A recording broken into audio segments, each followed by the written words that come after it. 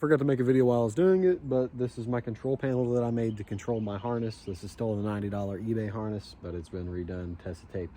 And then I have my ECM with LSX ECM mounts. I've got a bunch of fucking wire. I've got a drill and hole saw, and I'm getting ready to put everything in the OBS and then test it. For my main control panel, I have a constant 12-volt junction, a key on power on junction, 3 relays. These are for the fan, fuel pump, and the ECM.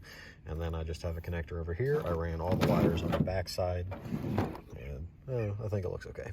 This vehicle, I'm using an 88 Silverado that I paid $75 for. This is an LQ4 6-liter with a turbo 400.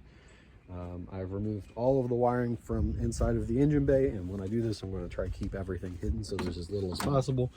Yesterday, I took the dash out, gutted everything out from behind it, and that's where I'm going to mount my controls. As far as the engine portion of the wiring goes, I'm going to try to keep everything as hidden as I possibly can. So instead of having my wiring come through the passenger side of the firewall like normal, I'm going to do it somewhere in the center section, and then once it's all done, I will adjust the engine backwards a couple inches to help hide everything a little bit more.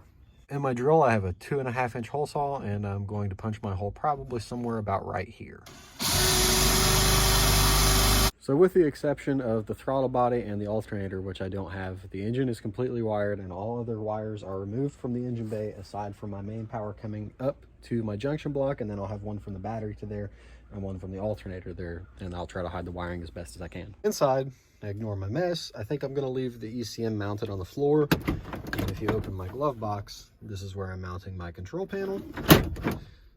So now I can get to wiring everything else, and then I'm going to use an 11-inch Android radio for my display for my gauges.